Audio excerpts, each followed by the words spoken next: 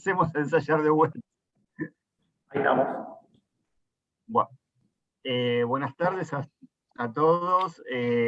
Damos inicio a una nueva sesión de la RIASAL, la Red de Investigaciones en Antropología de Argentinas y Latinoamericanas. No sé si eso es exactamente lo que significa RIASAL, pero bueno, es una red de investigaciones, de investigadores en antropologías, en el sentido fuertemente más ligadas a los estudios del pasado de las antropologías argentinas en sus diversas localizaciones, y también, bueno, con el tiempo queremos ir incluyendo colegas y perfiles e historias de la antropología latinoamericana.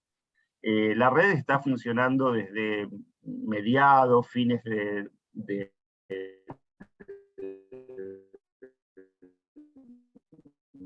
21, el resultado diferido de lo que fue el primer congreso de historia de la antropología argentina, celebrado en 2018. Ahí los organizadores quedamos bastante entusiasmados con la convocatoria y nos pusimos en la agenda. Nos pusimos en la agenda, hay un micrófono abierto. Nos pusimos en la agenda crear una red de investigadores que finalmente se plasmó en el 21. Durante el 22, este año, comenzamos a tener una dinámica mucho más ajustada, con varias reuniones, algunas más cerradas, digamos, de una mesa chica en términos organizativos, y otras más abiertas como esta. Y en las reuniones abiertas planteamos como primera agenda de divulgación, de puesta en conocimiento y debate, un perfil de las antropologías localizadas en justamente lugares que no fueran ni Buenos Aires ni La Plata, esos lugares tradicionales, si se quiere, y para dar espacio y voz a los practicantes y a las trayectorias de las antropologías,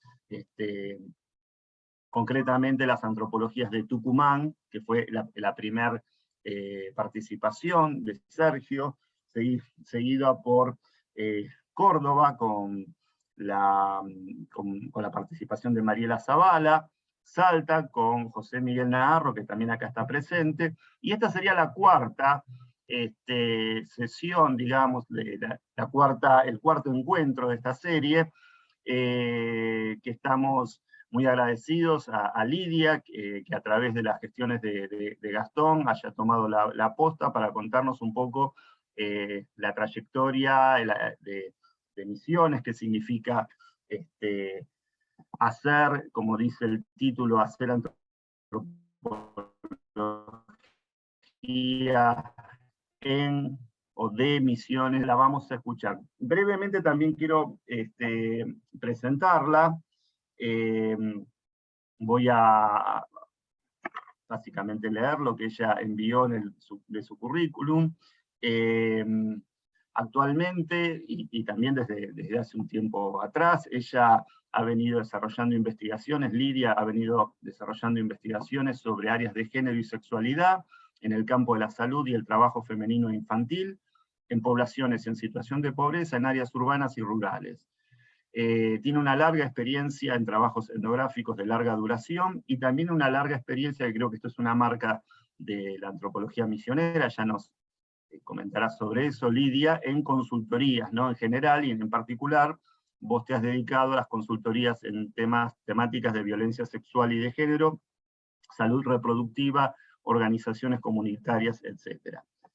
Lidia es investigadora categoría 1 en la comisión digamos, regional de categorización de misiones. Actualmente dirige un proyecto sobre familias, configuraciones y estrategias de vida, respuestas a diversas formas de violencia sexual y de género en misiones. ha sido, porque aquí pones que sos ex profesora, supongo que te habrás jubilado, ex profesora titular regular en el Departamento de Antropología Social de la Facultad de Humanidades y Ciencias Sociales del UNAM, en cátedras, varias cátedras, entre ellas de Antropología Aplicada, el Seminario de Antropología Social, aportes a la Antropología de Estudios de Género y taller de tesis, y Teoría de las Organizaciones. Tiene 2 tesis presentadas, una de grado, en 1987, sobre comercio fronterizo, pequeños comerciantes entre Posadas y Encarnación, dirigida por Ana María Gorosito Kramer, y una tesis de posgrado, como magíster, de la Universidad Nacional de Entre Ríos, presentada en 1999, sobre vida cotidiana y trabajo, estudio de familias de sectores pobres, dirigida por la doctora Catalina Weinerman. Bueno, quienes quieran consultar, y seguramente muchos de los asistentes que están acá, sus producciones y publicaciones lo pueden hacer online. Con esto nosotros tenemos un primer pantallazo del perfil de Lidia, y bueno, ya no creo que más o menos les comenté todo. Una última cuestión, la RIASAL tiene una página, tenemos una página web que después le podemos pasar el link por el chat, digamos, para que la vean. Es una página que está en construcción todavía, pero que aporten y la divulguen. Y también ahora en breve queremos abrir un canal de YouTube donde vamos a ir subiendo estas charlas, conferencias que nuestros colegas están ofreciendo, ¿no? Una cuestión que creo que ya la comentamos offline, digamos, antes de la grabación, vamos a darle la palabra a Lidia durante lo que ella más o menos considere, que no sé, alrededor de 1 hora, y eso va a ser estrictamente lo que va a quedar grabado. Después vamos a seguir, pero ya sin grabación, y abrimos el debate en esa instancia para todos los participantes. Bueno, por mi parte, dejo por acá. Bienvenida, Lidia, y tenés la palabra y te escuchamos con atención. Bueno, ante todo, agradezco la invitación y celebro la creación de esta red de investigaciones sobre antropologías argentinas y latinoamericanas, ¿no? Conocernos y saber qué se hizo es clave para poder seguir creciendo. Lejos de 1 hora, más bien me tiro a media hora. Así que intentaré ser discreto. No, cuando Gastón me invitó a participar, una de las cuestiones que me parecían interesantes era, bueno, uno reconoce o ve producciones muy diversas y de repente nos encontramos que los modos de producir en nuestro campo disciplinar son muy distintos según las condiciones en las que estamos, ¿no? Yo soy la tercera egresada de nuestra carrera de antropología, que el año que viene cumple 49 años, con lo cual me siento casi de los responsables del desarrollo de este campo. Y soy misionera, con lo cual me tocó estudiar en Posadas, desarrollé mi carrera de grado aquí, y reconozco que el espacio que se generó dentro de la carrera fue muy singular. Yo planteé la presentación de hoy a partir de una mínima revisión histórica de cómo se fue gestando la carrera, cómo vivimos y sobrevivimos durante la dictadura cívico-militar, y también lo que fueron las propuestas de cambios de planes de estudios y cómo fuimos desarrollando nuestras habilidades como investigadores, y también el trabajo por fuera de los espacios académicos. En ese aspecto, quizás por eso mis cátedras a cargo revelaban intereses particulares, y bueno, hacer antropología por fuera del espacio académico constituye un desafío. Bueno, ¿desde qué lugar estamos hablando? La carrera de antropología de Misiones se crea en el año 1974, la crea Leopoldo Bartolomé, es nuestro héroe cultural, y representó un proyecto académico singular que permitieron mantener esta carrera como propuesta de antropología social cuando otras en otras universidades se cerraban. Quizás esto se deba a nuestra posición geopolítica singular. Somos una provincia prácticamente colgada del mapa de Argentina. Me hubiera gustado tener un mapa de América del Sur, pero no hice así. Pero, es decir, nuestro territorio provincial está abrazado por Brasil y Paraguay, y el 10% de nuestra superficie está vinculado a la República Argentina, con lo cual nuestras conexiones más importantes han sido con los países vecinos. No obstante, en términos de proyecto académico nacional, la posición marginal de Misiones permitió la supervivencia durante la dictadura. Pero también tenemos que reconocer que para poder desarrollarnos y poder crecer durante esa etapa, tuvimos algunas hadas madrinas, como fue René Nicoletti, que era el de entonces decano de nuestra facultad, y que permitió y dio protección política al grupo de antropología que estaba a cargo de la carrera. Esta marginalidad geográfica en la que nosotros vivíamos tuvo las ventajas de que pocos se ocupaban de nosotros o poco se sabía de nosotros. Entonces, el equipo docente que estaba a cargo de la implementación de la carrera, creo que llevó la responsabilidad más grande en cuanto a dar sentido y lograr una formación potente. También el programa de posgrado, que se implementa 2 décadas después de la creación de la carrera de grado, contó con el apoyo político de la entonces decana Ana María Camblón, que también garantizó los recursos necesarios para su implementación. Pero bueno, esta condición de provincia de frontera fue quizás una de nuestras ventajas para poder sobrevivir, y nos permitió hacer conexiones muy interesantes con los países vecinos. Esto marcó también nuestros temas de investigación, esto marcó nuestras conexiones con grupos de otros países, y la modalidad de trabajo. En el año 74 nuestra universidad se crea como universidad autónoma en el año 73, y en el año 74 se abre la carrera de antropología en la Facultad de Ciencias Sociales, con lo cual nos estábamos inaugurando todos.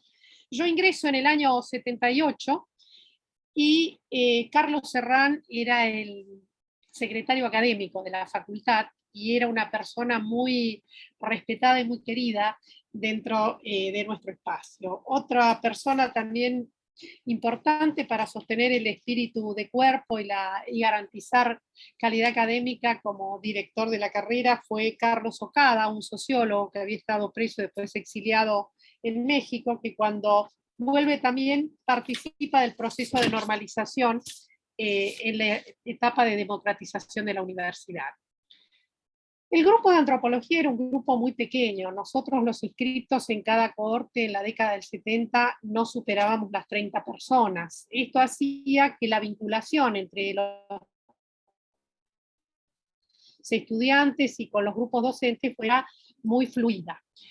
Esto llevó no solo a una buena articulación en la práctica pedagógica, sino también a generar lazos de amistad, bueno, varios matrimonios, entre ellos me hago cargo, el mío, en estas vinculaciones donde la conexión y el interés por la antropología, por el campo que se abría, era muy particular. En la década del 80 empieza a cambiar, mejor dicho, entre el 80 y el 90, la mitad de los estudiantes de antropología no eran de la provincia de Misiones, era gente que venía de otros lugares a estudiar a Misiones. Teníamos estudiantes de Buenos Aires, estudiantes de La Plata, estudiantes de Córdoba, estudiantes de Chile, estudiantes de Brasil, y había una articulación muy variada de conexiones que se iban dando entre la gente de afuera y los locales. En este compromiso de garantizar calidad académica y de garantizar también cierta incorporación de estos migrantes internos a la ciudad, creo que fue muy importante fueron muy importantes las estrategias de sociabilidad que se gestionaban. La casa de Leopoldo Bartolomé, al igual que la casa de Carlos Serrán y la de Carlos Ocada, y después más tarde la de Fernando Jaume, fueron espacios de encuentros casi regulares y permanentes entre estudiantes y estudiantes con docentes, ¿no? Esto también le dio una modalidad a nuestro estilo de formación. Pensemos que nuestra universidad, en este carácter casi satelital dentro del sistema universitario argentino, disponía de una biblioteca muy limitada para el campo antropológico, y en realidad el desarrollo de las asignaturas dependía de las bibliotecas particulares de los docentes. Y aquí tenemos que considerar el fuerte compromiso y la disposición a compartir sus acervos bibliográficos con el estudiantado. Tampoco las fotocopias estaban a la orden del día, se mimeografiaban los apuntes, eran modalidades muy distintas de trabajo. Y a partir de la década del 90, comienza a cambiar, hacia fines de los 90, comienza a cambiar el tipo de estudiantes. Ya no son tantos los que vienen de afuera, porque se empezaron a reabrir carreras en las universidades nacionales, se recuperaron otros espacios académicos, y también cambió nuestro perfil de estudiantes. La mayoría de nuestros estudiantes a partir de ese momento empezaron a ser jóvenes misioneros, algunos de Posadas y muchos del interior de la provincia, y más que una clase media acomodada, eran pertenecientes a una clase media o a sectores populares. Lo cual también nos interpeló como docentes a plantear qué estamos ofreciendo y qué oportunidades se les abren a estos futuros colegas. Esta modalidad de trabajo también tuvo que ver con la sensación de estar muy lejos del centro del país, y estrategias como haber organizado el primer Congreso de Antropología Social en 1983, en agosto, durante aún la dictadura cívico-militar, constituyeron desafíos del grupo como para posicionarse a nivel país, pero también a nivel internacional, porque a los pocos años se organiza la tercera reunión de antropología del Mercosur, y todas estas instancias generaron movilizaciones tanto dentro de la propia universidad como en formas de estrechar vínculos con otros grupos académicos.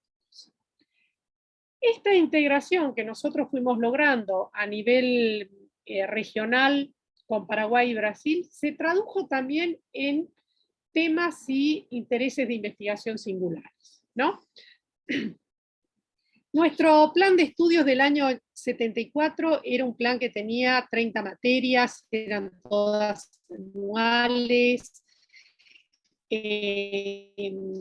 abocadas más bien con un fuerte componente de análisis del espacio rural y un fuerte componente metodológico también. En el año 82 se hace una primera reformulación, aún sin, creo que teníamos ya una primera egresada, y se plantean, hay una renovación en términos de estilos académicos, se van desactivando las materias anuales y pasamos en la versión del año 82 a materias cuatrimestrales, básicamente, quedan solo las materias metodológicas como materias anuales, y se empieza a plantear una adecuación o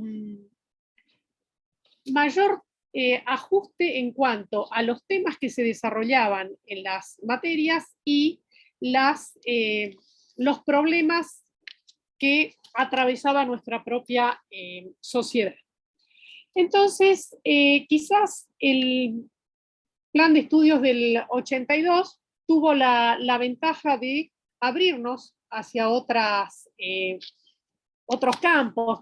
Recuerdo un revolucionario seminario de antropología urbana que dio Ana Gorosito, después otro seminario de gran interés que da Carmen Ferradas de antropología médica, y eran como temáticas que no estaban en el programa originario y que van surgiendo a partir de los intereses de del propio cuerpo docente y que van abriendo otros campos posibles. En el año, yo me recibí con ese plan 82, pero tenía las... A ver, creo que Leopoldo Bartolomé, como gestor de la carrera y como alma mater del grupo, era una persona bastante inquieta y preocupada por actualizar y articular esta oferta académica a las demandas, no sé si estrictamente del medio en términos de la sociedad misionera, pero sí de lo que se esperaba de la antropología. Y en ese sentido, cuando se formula el plan de estudios 1995, que aún lo tenemos vigente ya con 20 y pico de años a cuestas, nos encontramos con una propuesta académica absolutamente superadora o mucho más orgánica, donde la articulación entre los núcleos temáticos duros de la antropología se van complementando con otros estudios sociales, la línea del desarrollo de la historia, de la economía, de la lingüística, aparecen complementarias a nuestra formación, así como se mantiene un fuerte énfasis en lo que es la formación metodológica. Este plan de estudios, que lo queremos y lo odiamos con distintas alternancias, nos ha marcado a nosotros como profesionales por las cuestiones metodológicas. Tiene un trayecto metodológico muy denso, 3 materias anuales de metodología, 2 cualitativas y una cuantitativa, a las cuales se complementan una estadística, una discusión sobre introducción al conocimiento científico, el antropología aplicada, el seminario de práctica antropológica, el taller de tesis. Hay numerosos créditos que se deben o que atraviesan los estudiantes en esta formación académica. Pero ¿qué nos ocurre aquí? Ingresar a la carrera y ya tener que hacer una práctica de trabajo de campo imprime en la formación de los antropólogos misioneros un cierto encantamiento, diría yo, con el trabajo etnográfico. Y estos, en el periodo en que me formé yo, se veía retroalimentado por las oportunidades que nos daban el desarrollo de algunos trabajos de consultorías o investigaciones muy complejas que desarrollaban los profesores de la carrera. Entonces, nosotros ingresábamos y en primero o segundo año ya formábamos parte o teníamos la posibilidad de incorporarnos a proyectos de investigación. En este caso, básicamente se nos incorporaba para trabajar como auxiliares de campo, pero participábamos efectivamente de todas las discusiones sobre cómo se articulaban las guías de entrevistas, cómo se armaba la estrategia de salidas, en qué horarios, a quiénes se visitaban, cómo se armaban los pequeños equipos. Recuerdo los primeros trabajos exploratorios que se hicieron para hacer el diagnóstico de la población que iba a ser afectada por la represa de Yacyretá en el año 79, 80. Nosotros éramos 25 estudiantes que estábamos cursando el segundo año de carrera y teníamos la oportunidad de ir a hacer entrevistas, de circular por las zonas costeras de Posadas, y estábamos metidos en las discusiones que tenían nuestros profesores formadores acerca de qué iba a pasar con los resultados de esas investigaciones, cómo se iban a articular en las propuestas de relocalización posteriores. Y recuerdo esa etapa como una situación de privilegio. Yo me tocó hacer trabajo de campo con Carlos Serrán, ir a visitar unos oleros en la zona de Itaimé Miní, que era un espanto la zona para circular porque nos embarrábamos de forma trágica, pero era esto de estar en contacto con el otro, de poder percibir cómo se desarrollaba una entrevista, después de desarrollada la entrevista, charlar acerca de cómo se hacían los registros, cómo hacíamos los informes de entrevista y cómo seguía o continuaba esta conexión con las personas con las que nosotros iniciábamos estos diálogos. Y creo que ese entusiasmo que sentimos nosotros en la etapa formativa inicial, quizás la reprodujimos después cuando nos tocó acompañar a estos colegas que se forman a partir del año 95 con este plan de estudios que instala en el primer año de la carrera ya una introducción al trabajo de campo. Y esa introducción al trabajo de campo opera con la magia de encantar a los estudiantes con la etnografía. Y son casi contados con los dedos de la mano aquellos egresados a quienes no les gusta o no disfrutan del trabajo de campo. La idea de articular las metodologías cualitativas con las cuantitativas fue una de las cuestiones más interesantes que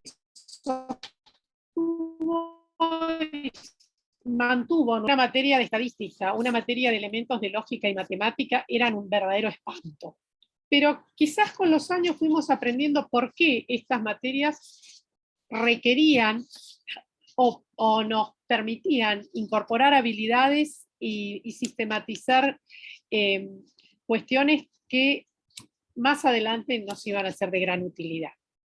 En este momento solo quedó estadística en primer año y la que sustenta la metodología cuantitativa junto con introducción al conocimiento científico. Pero aprender a hacer encuestas, esto de tomar contacto con la lógica de la investigación cuantitativa, también nos permitió a nosotros entender en estos subsiguientes trabajos de consultorías que hacían nuestros profesores y a los cuales nosotros nos integrábamos, por qué en determinados momentos se hacía un relevamiento con encuestas o por qué se continuaban con entrevistas, por qué no era posible seguir haciendo observaciones en determinado ámbito y teníamos que recurrir a fuentes secundarias y tomar un anuario estadístico o las publicaciones de los censos, cómo se masticaban. Le dieron sentido y le dieron espacio a estas formas de hacer investigación que en otras carreras de antropología aparecen como cuestiones muy raras o muy recientes. Nosotros nos formamos con esta lógica qual y quanti, donde más bien hablábamos de complementariedad que de disociación o de perturbación. Bueno, como en todos los espacios académicos había furias hacia algunos docentes porque los cuantitativistas eran muy estrictos o porque eran aparentemente con una rigurosidad que se toleraba de una manera distinta en las metodologías cualitativas, pero de cualquier manera esto nos obligó a pensar desde ángulos diferentes cómo se podía desarrollar una investigación, a poder tensionar, bueno, en qué tiempo, en qué ámbito o con qué recursos contamos para poder utilizar unas u otras metodologías, con qué objetivos o qué necesitamos obtener como dato a la hora de elegir unas u otras. Y en este sentido fue importante el complementar. Luego, cuando en mi rol como docente, trabajando con Diana Arellano en antropología aplicada, nos encontrábamos que los estudiantes tenían habilidades para poder indagar en fuentes secundarias, que podían resolver algunas cuestiones haciendo relevamientos operativos con encuestas, y en otras circunstancias donde la salida a campo para hacer entrevistas o hacer observaciones más sistemáticas era importante, podían articular estas distintas herramientas y en tiempos relativamente acotados obtener respuestas significativas. Esto nos permitió a nosotros darnos cuenta de que la antropología como espacio formativo tenía un sentido que trascendía esto del desarrollo de una carrera, de una formación profesional o de lograr un determinado título.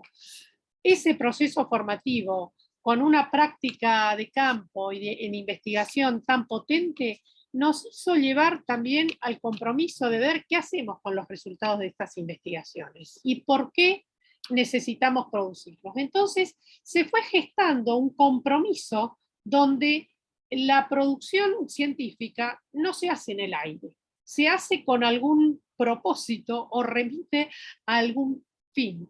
Y en ese sentido, casi sin darnos cuenta, creo que nos fuimos introduciendo en esta posibilidad de pensar una antropología en misiones, desde misiones y para misiones.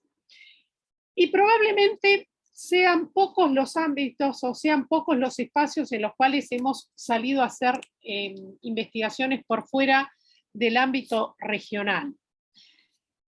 Y esto aquí llevó a que nosotros contamos como provincia con una fuerte producción sobre nuestros orígenes, sobre el desarrollo de la sociedad misionera, sobre la singularidad de estos espacios.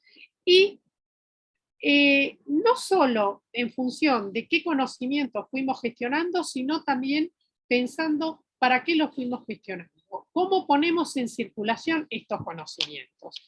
Y aquí es un poco esto que me planteaban, que a lo largo de mi carrera de más de 30 y pico de años que llevo como profesional, me encuentro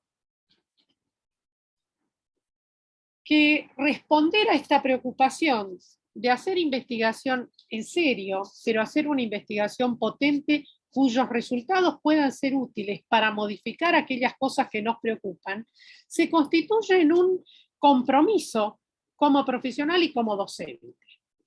Y quizás por este aprender haciendo que nos marcaron quienes nos formaron, y acá voy a hacer referencia no solo a Leopoldo, a Carlos Serrana, a Ana Gorosito, a Denis Barger, a Roberto Avínzano, a otros colegas con los que compartimos más cuerpo a cuerpo la actividad de investigación, con Elena Krastoffel, con Miguel Ramos, donde fuimos reconociendo que no se producía en el aire, se producía para dar respuestas, se producía para ir consolidando ciertas líneas de trabajo, y en este aspecto nuestro propio escenario de indagaciones se fue modificando. De haber sido una provincia, de las pocas provincias argentinas que tenían una amplia proporción de población rural, se nos fue urbanizando la provincia, y los estudios rurales, que tuvieron un peso muy fuerte en el inicio de la carrera,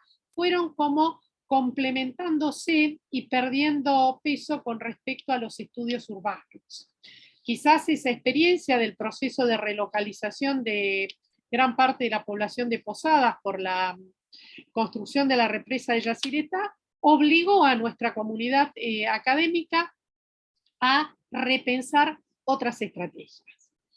Y en ese sentido, líneas como la que mantuvo durante décadas Ana Gorosito con respecto a los pueblos guaraníes, se mantuvo y se sostiene, pero se fue actualizando con respecto a los problemas y a las temáticas trabajadas.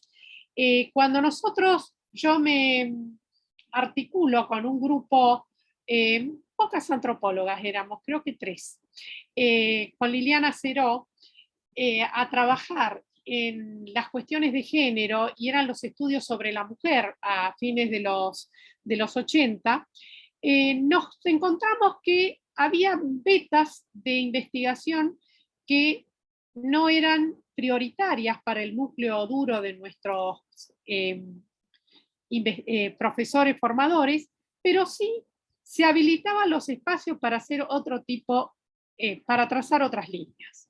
Yo hice mi tesis de licenciatura sobre el trabajo de las paseras, que son las comerciantes fronterizas que cruzan de Encarnación a Posadas para vender inicialmente productos de sus propias chacras, y después en un comercio más de tipo bazar urbano, productos de diverso orden. Cuando Ana Gorosito, que integraba el programa Estudios de la Mujer, planteábamos, bueno, ¿por qué este estudio? ¿Qué implicaba? Era un fenómeno muy local, ¿qué nos estaba proponiendo y cómo se gestionaba esta actividad de las paseras en concertación con el mundo que se vivía en Encarnación y en la zona de la campaña, como le llamaban ellas, que rodea a la ciudad de Encarnación en Paraguay. Y para poder entender ese fenómeno tan cotidiano de posadas, nosotros teníamos que cruzar el río.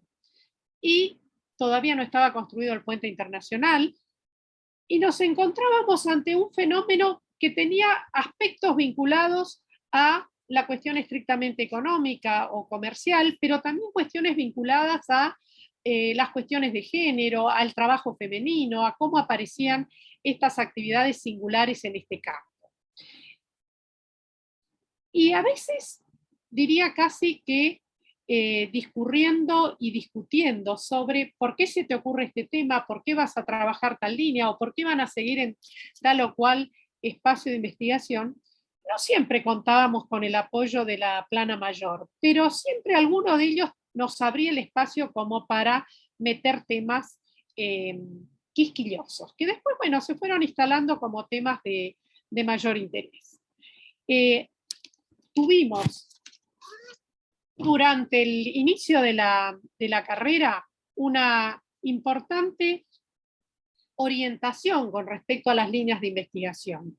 Se fijaban ejes potentes o ejes que aglutinaban la mayor parte de los investigadores, pero también se dejaban estos intersticios por los cuales se fueron proponiendo otros temas, y si nosotros observamos en este momento la diversidad de temas que trabajan los antropólogos en Misiones, podríamos reconocer un espíritu democrático importante.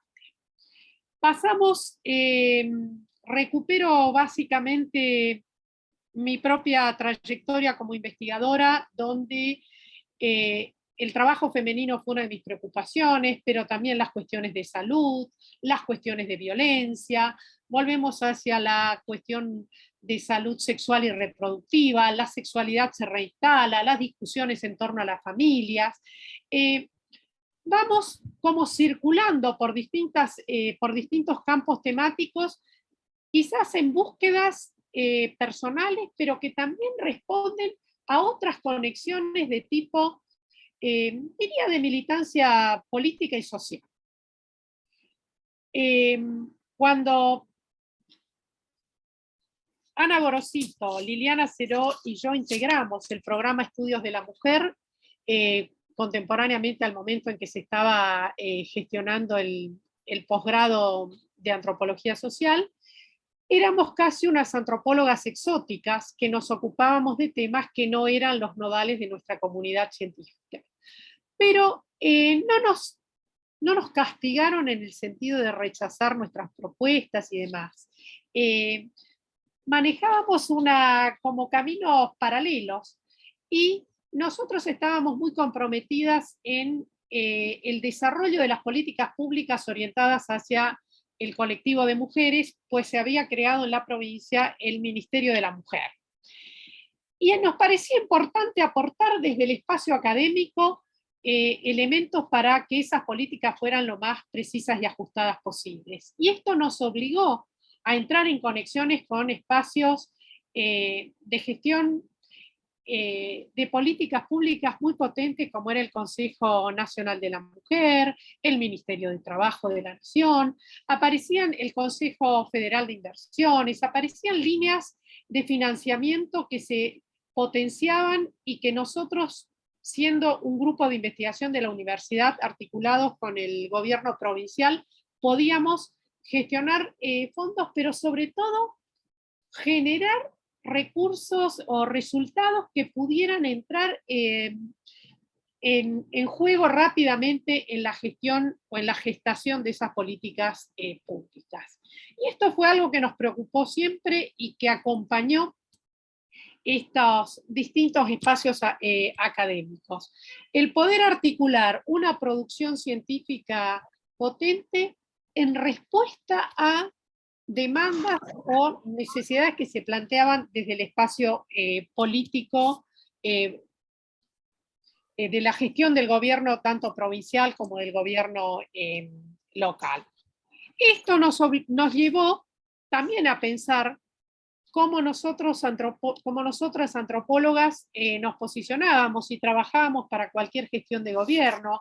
Era lícito elegir una determinada línea política, qué nos estábamos vendiendo, qué grado de neutralidad teníamos. Este tipo de discusiones habían estado a la orden del día.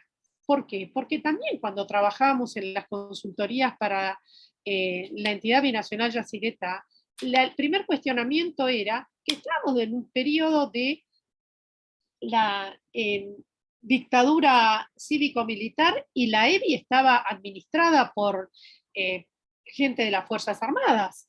Pero entonces, ¿con qué espacios y con qué niveles de reflexión fuimos operando en no perder de vista cuáles eran los verdaderos destinatarios de nuestras acciones?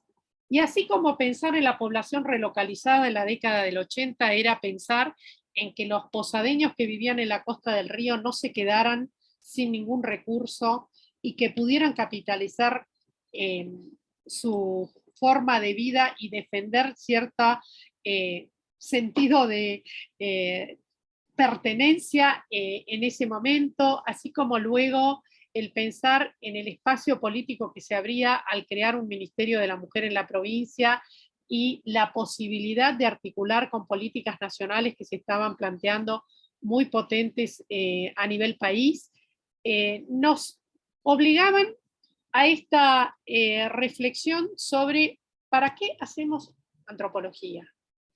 ¿Por qué investigamos los antropólogos? ¿Y cuál es el uso que le damos a nuestra producción? ¿Y qué cosas podemos hacer y desde dónde podemos aportar?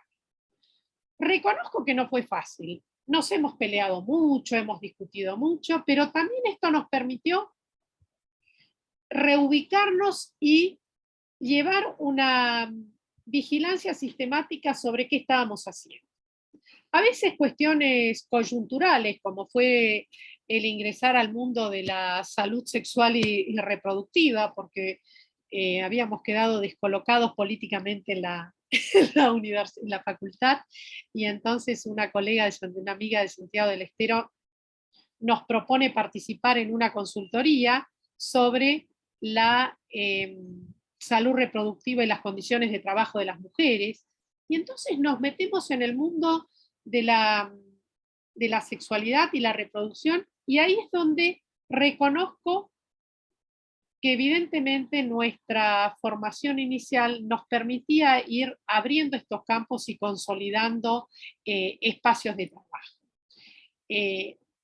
Interlocutores como el Banco Mundial, o como había sido la entidad binacional Yacyretá, o como podía ser el gobierno de la provincia de Misiones, o alguna asociación ONG que propusiera algunas investigaciones o algunas intervenciones, nos llevaron a una práctica recurrente de pensar qué estamos haciendo, para qué lo estamos haciendo, quiénes son los destinatarios de estas acciones, a quiénes estamos favoreciendo, a quiénes estamos entorpeciendo, y en ese compromiso, el abrir el espacio, me tocó ser cola de león, pero también me tocó ser cabeza de ratón en algunas oportunidades, y entonces siempre pensarnos como grupo y abrir el espacio a los estudiantes que se estaban formando, a los recientes graduados,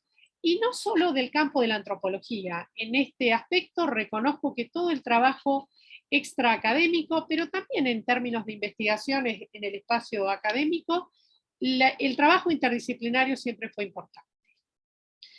Y quizás desde la propia conformación del núcleo docente que nos formó en la carrera, hasta las articulaciones que fuimos haciendo a nivel de facultad, y después con otros colegas por fuera de la facultad. Esa posibilidad de un trabajo interdisciplinario acompañado y sistematizado también nos devuelve el interés por qué piensan los otros de la antropología. Y casi estamos con 48 años de antropología en Misiones. Muchas veces uno dice, yo soy antropóloga, y nos miran un poco raro, ¿no? Cuesta hacer entender para qué servimos los antropólogos. Y parte de nuestro ejercicio como docentes en antropología aplicada fue imaginarnos y intentar concretar qué hacemos los antropólogos a la hora de generar intervenciones. Nos invitan, nos llaman, nos ofrecemos nosotros, desde qué lugar aparecemos y cómo nos planteamos.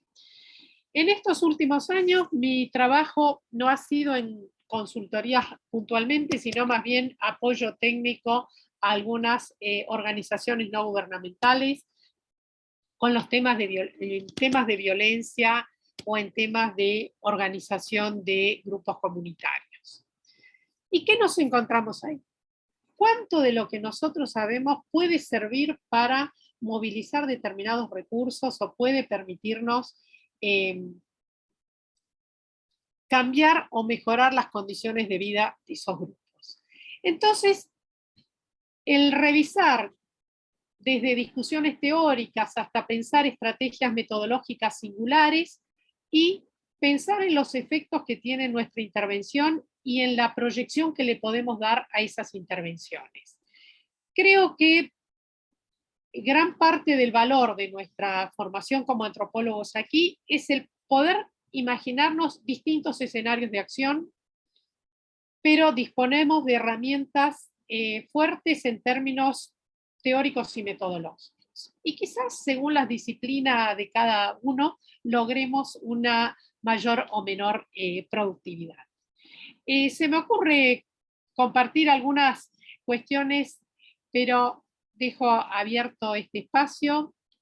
Me siento orgullosa de ser una antropóloga formada en Misiones y me siento muy comprometida en lo que la herencia que les dejamos como responsabilidad, porque efectivamente me jubilé este año, aunque continúo con actividades de investigación, en docencia ya no, pero donde siento que las generaciones que quedan a cargo de la formación de nuestros antropólogos son de algún modo nuestros herederos. Y en ese sentido me siento tranquila.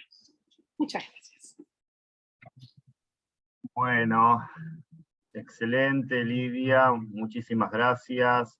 La verdad que nos has dado un panorama muy rico de la historia de la carrera a partir de tu trayectoria, digamos, como protagonista, ¿no? Desde estudiante hasta profesora titular, formadora, y bueno, creo que se va a abrir de aquí en más, cuando terminemos con esta primera parte, un lindo debate.